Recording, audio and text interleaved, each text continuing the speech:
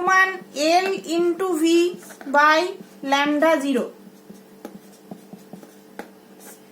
এবার এগুলোকে আমি এই সাইনগুলো কি এবার একে একে বলবো। ল্যামডা ভি হচ্ছে ভি লঘুতায় দ্রবণের তুলাঙ্ক পরিবাহিতা।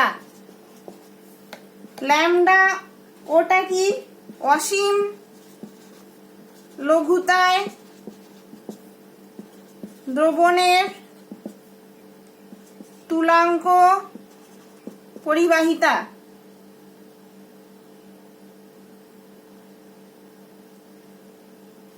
আর এনটা হচ্ছে LH প্লাস যেটা সেটা হচ্ছে আয়নীয় সচলতা। আয়নীয় সচলতা যেটাকে আমরা ইংরেজিতে বলি আয়নিক মোবিলিটি। তাহলে LH প্লাসটা হচ্ছে ক্যাটায়নের আয়নিক মোবিলিটি, আর LOH মাইনাস হচ্ছে অ্যানায়ন যেটা OH মাইনাস তার আয়নিক মোবিলিটি। এই দুটোর যোগফল হচ্ছে ল্যামডা ও। তাহলে আমরা এই মানটা এক্সপেরিমেন্টালি পাই। এলটা কি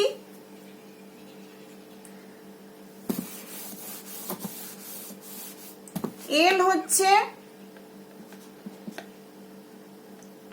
LH2 ওর মান আমরা জানি 5.54 into 10⁻⁻8 Om inverse centimetre inverse at 25 degree centigrade. এবার এল হচ্ছে আপেক্ষিক পরিবাহিতা। আর ছোট ভিটা কি, ছোট ভি আমার ছোট ভি এর মান 18 সিসি। এটা হচ্ছে জলে 1 গ্রাম তুলাঙ্কের আয়তন, 1 গ্রাম তুলাঙ্কের আয়তন। তাহলে প্রত্যেকটা মান আমরা এখানে বসিয়ে দিই। মানগুলো আমরা সব টেবিল থেকে পাই, টেবিলে এক্সপেরিমেন্টালি সব করা হয়েছে, সেখান থেকে আমরা মানগুলো পুট করে দেবো। LH প্লাস যে আয়নিক মোবিলিটি H প্লাসের কত 349.8 ওম সেমি স্কোয়ার। =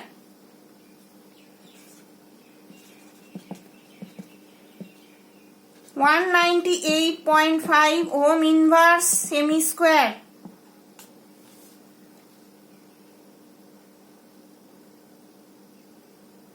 তাহলে আলফার মানটা আমরা এখান থেকে পেয়ে যাচ্ছি। এল বসাচ্ছি 18 ভাজিত এই দুটোকে যোগ করে দিচ্ছি সমান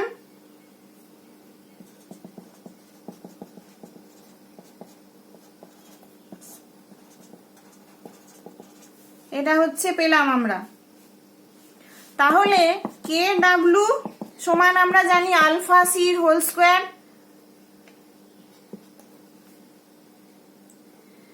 আলফাটা হচ্ছে এটা, আলফাটা বসিয়ে দিলাম।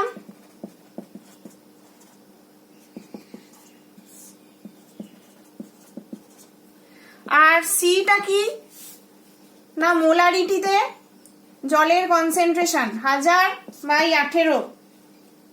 মোলারিটিতে জলের কনসেন্ট্রেশন মানে 1 লিটার জলে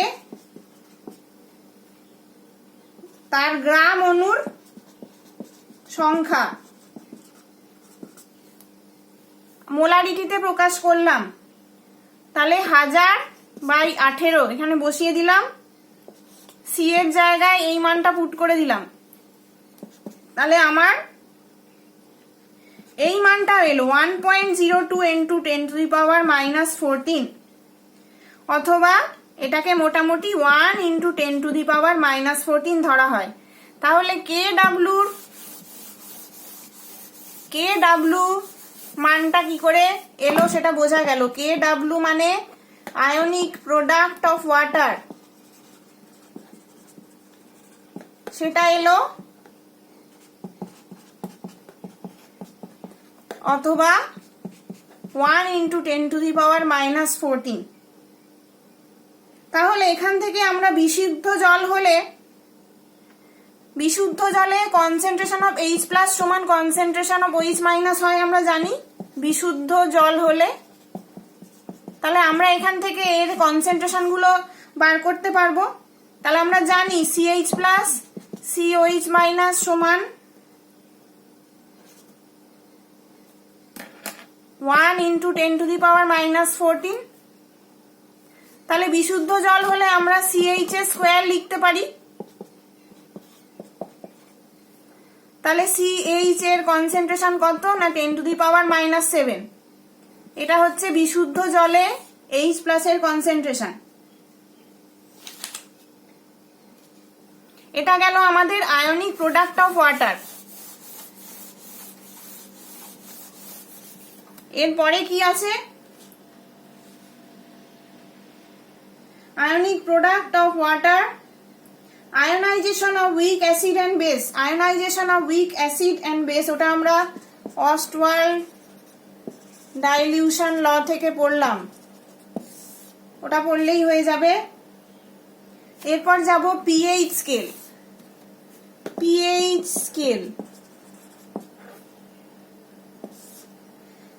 স্কেল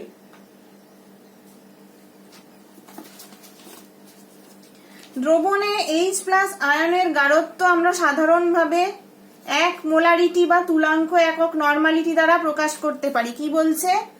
1 মোলার অথবা 1 নরমাল ভাবে আমরা দ্রবণের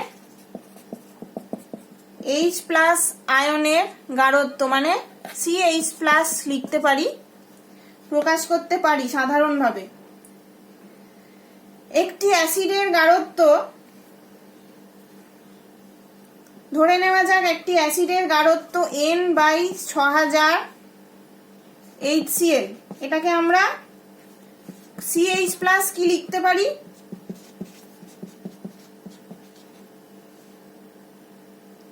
যদি 0.02 N হয় তাহলে যদি NaOH 0.02 নরমাল NaOH এ আমরা COH- আমরা লিখতে পারি 2 × 10⁻²। আবার এর CH+ টা আমরা KW থেকে পেয়ে যাব কিভাবে? 5 × 10⁻13। একটা OH- এর কনসেন্ট্রেশন জানা থাকলে আমরা H+ এরটা KW থেকে পেয়ে যাব। KW থেকে ওটা ভাগ করে দিলেই আমরা H+ এর কনসেন্ট্রেশন পেয়ে যাব। তাহলে এরকম 10 এর ঘাতে প্রকাশ করাটা, গাঢ়ত্ব প্রকাশ করা অসুবিধা, তাই তো? অসুবিধা। সেই জন্যই, এই কারণের জন্যই সোরেনসন বলেন একজন সায়েন্টিস্ট এই পিএইচ স্কেলটা আবিষ্কার করেন।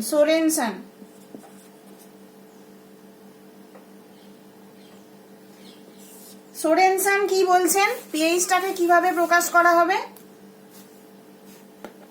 ধরে নেওয়া যাক CH+ যেটা আমরা পেলাম, এটা তো, তাহলে পিএইচ হবে শুধু 3.77 আমরা লিখব, এই 10 এর ঘাতে আর লিখলাম না। আবার যদি কনসেন্ট্রেশন অফ H+ 10⁻⁻1 হয় তাহলে এর পিএইচ হবে 1।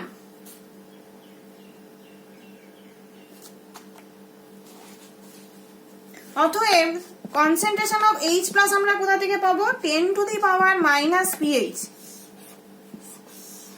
কনসেন্ট্রেশন অফ H+ আমরা এইভাবে প্রকাশ করব। অথবা pH সমান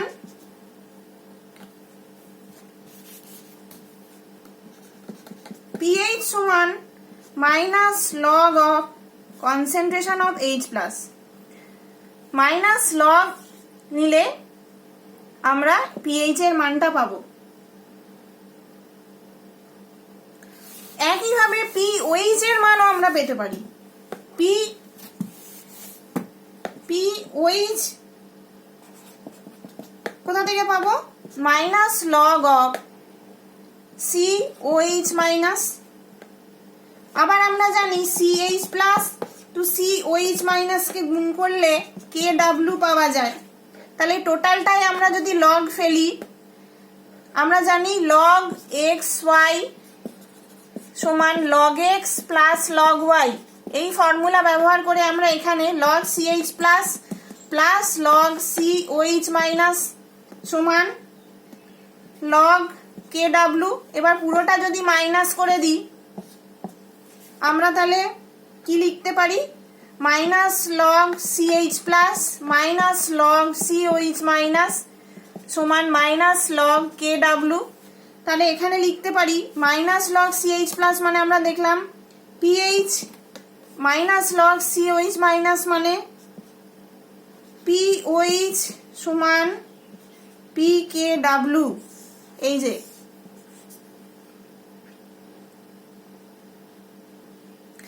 সেই জন্য KWর মান যেহেতু 10 টু দি পাওয়ার -14 আমরা জানি, তাহলে আমরা ওখানে পুট করে দিলে কি হবে, লগ নিলে PH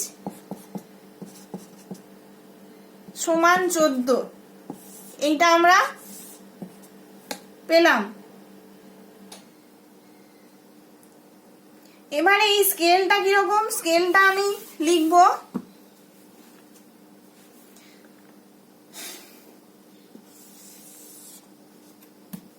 অ্যাসিড দ্রবণ, প্রশম দ্রবণ, ডান দিকে থাকবে ক্ষারক দ্রবণ। অ্যাসিড দ্রবণে কনসেন্ট্রেশন অফ H প্লাস,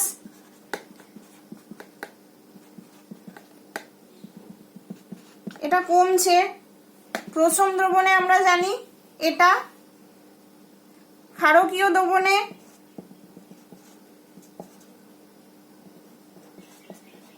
এটা কিন্তু কনসেন্ট্রেশন অফ OH মাইনাস, এটা এদিকে অ্যাসিড দ্রবণে কনসেন্ট্রেশন অফ H প্লাস, ডান দিকে ক্ষারক দ্রবণে কনসেন্ট্রেশন অফ OH মাইনাস, প্রশম দ্রবণে তো ওই CH প্লাস আর COH মাইনাস কে সমান ধরা হয়। তাহলে এটার pH কিরকম হবে, এদিক থেকে আমরা যদি বাঁ দিক থেকে শুরু করি তাহলে pH হবে 1, 2, এটার ক্ষেত্রে 6 হবে, প্রশম দ্রবণের pH হবে 7, তারপর আবার এখানে 8, 12, 13, এরকম করে করে আস্তে আস্তে pHটা বাড়ছে। এটা হচ্ছে আমাদের pH স্কেল। এবারে আমরা শেষ টপিক পড়বো আজকে, common ion effect. Common ion effect, এটা গেল pH স্কেল।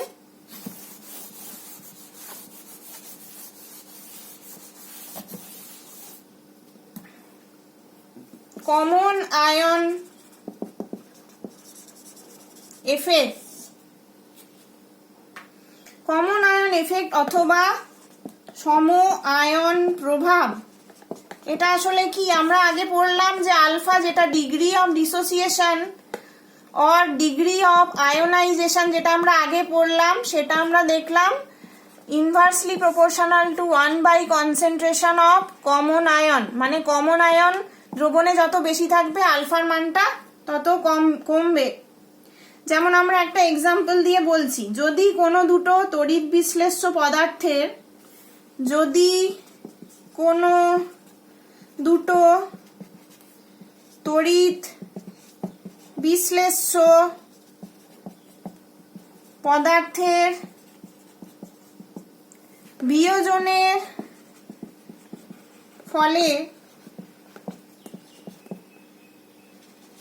উদ্ভূত আয়নের একটি আয়ন উভয় ক্ষেত্রে একই আয়ন হয়, তখন সেই আয়নটিকে বলা হয় কমন আয়ন অথবা সম আয়ন। তাহলে সম আয়ন বলতে আমরা কি বুঝি না, যদি কোনো দুটো তড়িৎ বিশ্লেষ্য পদার্থের বিয়োজনের ফলে আমরা জানি বিয়োজন হলে ক্যাটায়ন এবং অ্যানায়ন দুটোই তৈরি হয়। উদ্ভূত যে আয়নের একটি আয়ন বা একটি আয়ন বলতে ক্যাটায়নও হতে পারে বা অ্যানায়নও হতে পারে, উভয় ক্ষেত্রে একই আয়ন হয়, তখন সেই আয়নটিকে বলা হয় কমন আয়ন বা সম আয়ন।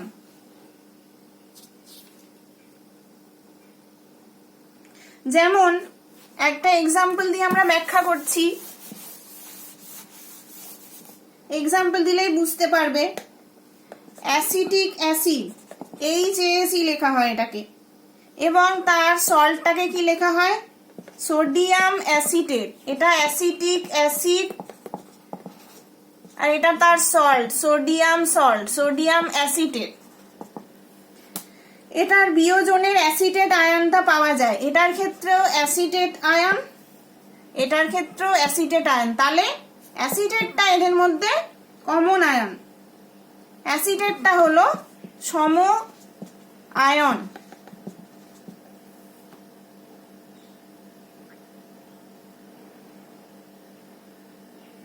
তাহলে এরকম আয়নীয় দুই তড়িৎ বিশ্লেষ্য পদার্থের দ্রবণে এরা দুজন যদি মিশ্রিত থাকে দ্রবণের মধ্যে, তাহলে এদের বিয়োজন মাত্রা কমে যায়। এটাকে বলা হয় সম আয়ন প্রভাব বা কমন আয়ন এফেক্ট। দুজনেরই বিয়োজনটা কমে যাবে যদি দুজনের মধ্যেই কমন আয়ন থাকে। এটাকে বলা হয় কমন আয়ন এফেক্ট। ব্যাস এইটুকুই। এবার আমরা একটা দুটো অঙ্ক করব।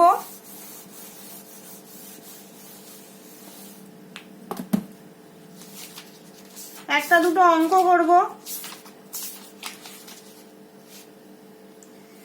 কয়েকটা অঙ্ক তোমাদেরকে দিলাম, তোমরা ঘরে করবে। যদি অসুবিধা হয় একটা আমি করে দিচ্ছি। পূর্ণ আয়নন ধরে এই দ্রবণগুলো পিএইচ মূল্য গণনা করো।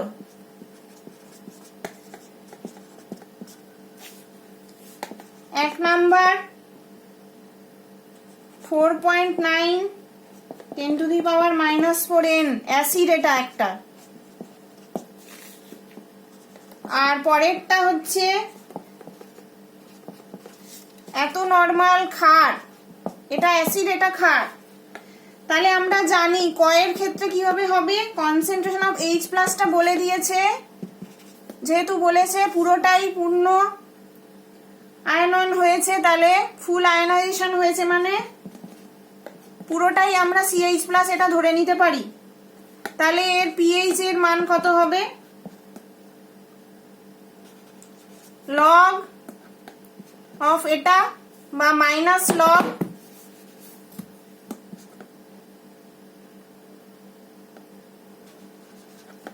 এটা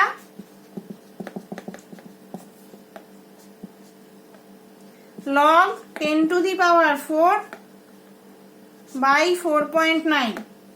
এটা তোমরা ক্যালকুলেটর থেকে পেয়ে যাবে। তার মানটা হচ্ছে 3.31। তাহলে এর pH এত। এবারে ক্ষয়ের ক্ষেত্রে যদি এটা ক্ষার বলা হয়, তো আমরা এটাকে H+ দিয়ে বার করতে পারবো না, আমাদের OH- এর কনসেন্ট্রেশন এটা বলা আছে। তাহলে কনসেন্ট্রেশন অফ H+টা আমাদের বার করতে হবে। KW এর মান আমরা জানি 10⁻⁻14। এখান থেকে আমরা এটা দিচ্ছি,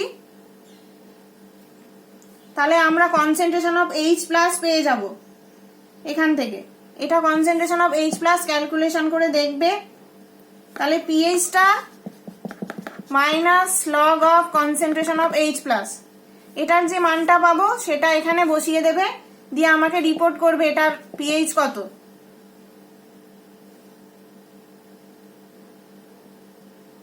আর একটা আমি অঙ্ক দিচ্ছি, নিজেরা করবে।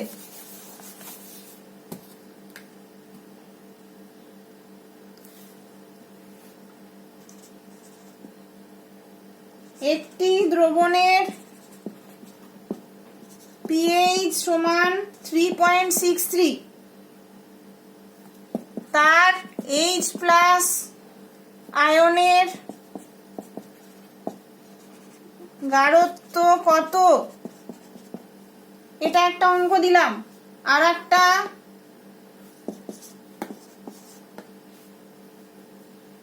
1.3% আয়নিত এমন 0.1 নরমাল মৃদু ক্ষার দ্রবণের CH প্লাস এবং COH মাইনাস গণনা করো। দ্রবণটির pH কত? এই তিনটে আগেরটার pH আর এই দুটি অঙ্ক করে সলভ করে আমাকে বলবে, বা হোয়াটসঅ্যাপে এর উত্তরগুলো আমার চাই। তাহলে আজকের মতো এইটুকুই রইল। পরের দিন আমরা বাকি পোর্শনটা পড়বো। আর আশা করি তোমরা সবাই সুস্থ আছো এবং সুস্থ থেকো এই করোনার মধ্যে। আর কোনো অসুবিধা থাকলে বা কোয়ারি থাকলে ফোন করতে পারো পার্সোনালি। আজকের মতো এইটুকুই রইল। বাই।